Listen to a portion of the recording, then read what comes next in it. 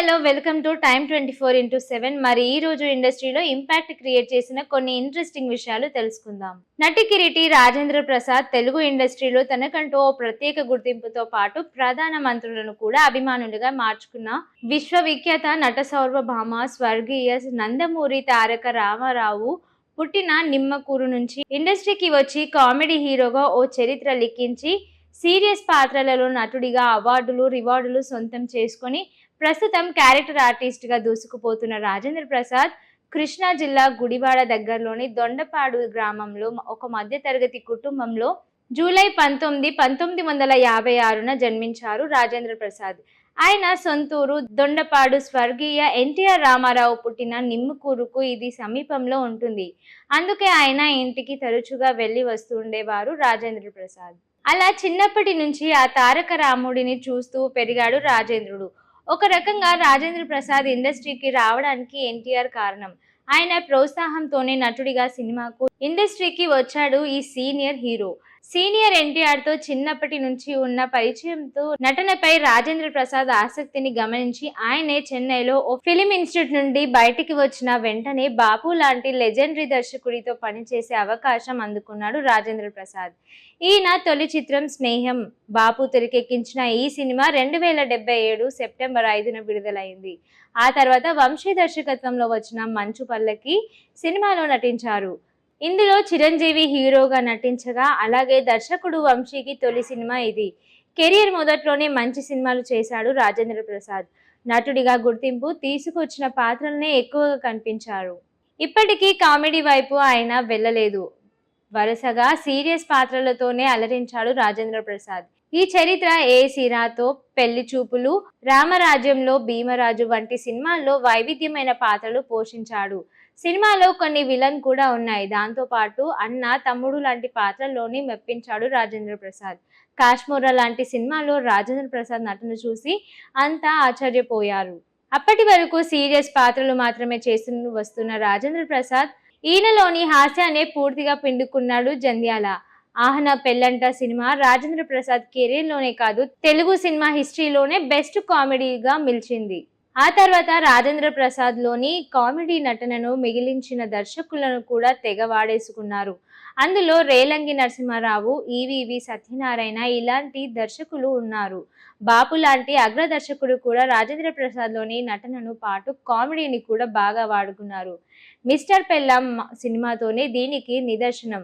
తెలుగు ఇండస్ట్రీకి అడుగులు వేసిన తొలినాళ్లలోనే తనకంటూ గుర్తింపు తెచ్చుకున్నాడు ఈయన. అంతేకాదు సీనియర్ నటులందరిలోనూ కలిసి నటించారు. చిరంజీవి, బాలకృష్ణ, వెంకటేష్, నాగార్జున లాంటి హీరోలతో స్క్రీన్ షేర్ చేసుకున్నారు. ఓవైపు హీరోగా నటిస్తున్న సమయంలోనూ కథ నచ్చితే సపోర్ట్ క్యారెక్టర్ చేశారు రాజేంద్ర ప్రసాద్. తెలుగులోనే కాకుండా హాలీవుడ్ లో కూడా క్విక్ గన్ మురుగన్ అని సినిమాలో నటించారు. నటుడిగా, నిర్మాతగా, సందిగ్ధ దర్శకుడిగా సత్తా చాటాడు. మేడం సినిమాలో ప్రయోగాత్మకంగా మహిళ పాత్ర పోషించి తన ప్రత్యేకతను చాటుకున్నారు. ఆ సినిమాకు అవార్డు కూడా వచ్చింది. 1987లో విడుదలైన ఆహనా పెళ్ళంట తర్వాత రాజేంద్ర ప్రసాద్ కెరియర్ కు స్వర్గయుగం మొదలైంది. అప్పటి నుంచి ఈయన చేసిన కామెడీ సినిమాలు తెలుగు ఇండస్ట్రీ రూపురేఖల్ని మార్చేశాయి. అప్పటి వరకు హీరోలు ఫైట్స్ చేయాలి, కామెడియన్లు వచ్చి నవ్వించాలి ఆనవాయితీని బ్రేక్ చెప్పాడు రాజేంద్రుడు. హీరోనే కామెడీ చేయవచ్చు నిరూపించాడు. సినిమా అంతా కామెడీతోనే నిండిపోవచ్చని రాజేంద్ర ప్రసాద్ సినిమాలు నిరూపించాయి. 90లో వచ్చిన ఈయన నటన ఏప్రిల్ 1 విడుదల. రాజేంద్రుడు, గజేంద్రుడు, మాయలోడు, కొవ్వెరి బొండం, పెళ్లి చేసి చూడు, ఇద్దరు పెళ్ళాల ముద్దుల పోలీస్, ఎదురింటి మొగుడు, పక్కింటి పెళ్ళాం, ఆ ఒక్కటి అడకు లాంటి ఎన్నో సంచలన సినిమాలు రాజేంద్ర ప్రసాద్ రేంజ్ ఏంటో చూపించాయి. ఒకానొక సమయంలో కాస్త నవ్వులంటే రాజేంద్ర ప్రసాద్ సినిమా చూస్తే చాలని ప్రేక్షకుల్లో నమ్మకం కలిగించాడు. ఎలాంటి సినిమాలు చేసినా కూడా అందులో కామెడీ ఉండేలా జాగ్రత్తలు తీసుకున్నాడు రాజేంద్రుడు. ముఖ్యంగా రేలంగి నరసింహారావు, జంధ్యాల, ఈవీవి అయితే రాజేంద్ర ప్రసాద్ ఇమేజ్ పెంచడంలో బాగా సహాయపడ్డారు. అలాగే దర్శకులుగా వాళ్ళ స్థాయి కూడా పెంచుకున్నారు. జోకర్, మిస్టర్ పెల్లాం, పెళ్లి పుస్తకం లాంటి సినిమాల్లో కామెడీతో పాటు మనసు కరిగించే ఎమోషన్ సీన్స్ కూడా ఏడ్పించే రాజేంద్రుడు ముఖ్యంగా జోకర్ సినిమా ఫ్లాప్ అయినా కూడా రాజేంద్ర ప్రసాద్ లోని అసలైన నటుడిని బయటకు తీసుకొచ్చింది. 90లో సోలో హీరోగా రఫాడించిన రాజేంద్ర ప్రసాద్ 2000 తర్వాత రూటు మార్చేశాడు. ఇతర హీరోల సినిమాల్లో కీలక పాత్రలు పోషించాడు. క్షేమంగా వెళ్లి లాభంగా రండి, సందడి సందడి, శ్రీరామచంద్రుడు లాంటి సినిమాల్లో రాజేంద్రుడి కామెడీ టైమింగ్ అదుర్సంతే. అలాంటి సమయంలోనూ ఈయన నటించిన ఆ నలుగురు సినిమా ఓ సంచలనం. అప్పటి వరకు రాజేంద్ర ప్రసాద్ ను కేవలం కామెడీ పాత్రలో మాత్రమే చూడడం అలవాటైన ప్రేక్షకులకు ఆ నలుగురు చాలా ఏళ్ల తర్వాత రాజేంద్ర ప్రసాద్ లోని మరో స్థాయి నటుడిని పరిచయం చేసింది. చంద్ర మహేష్ తెరకెక్కించిన ఈ చిత్రంతో నటుడిగా బంగారు నంది సొంతం చేసుకున్నాడు ఈయన. గత 10-15 ఏళ్లుగా కూడా రాజేంద్ర ప్రసాద్ గుర్తుండిపోయే పాత్రలు చేస్తున్నాడు. జులై సినిమాలో ఈయన పోషించిన పోలీస్ పాత్ర తలుచుకున్నప్పుడల్లా నవ్వు తెప్పిస్తుంది. మీ శ్రేయోభిలాషిలో ఆత్మహత్యలు చేసుకోవద్దని చెప్పే రాజాజీ పాత్ర కూడా గుర్తు చేసుకుంటే ఏడిపించేస్తుంది. నవ్వించడానికి ఏడిపించడానికి సత్తా కూడా ఉంటుందని బ్రహ్మానందం చెప్పిన మాటలకు తెర రూపం రాజేంద్ర ప్రసాద్ నటన.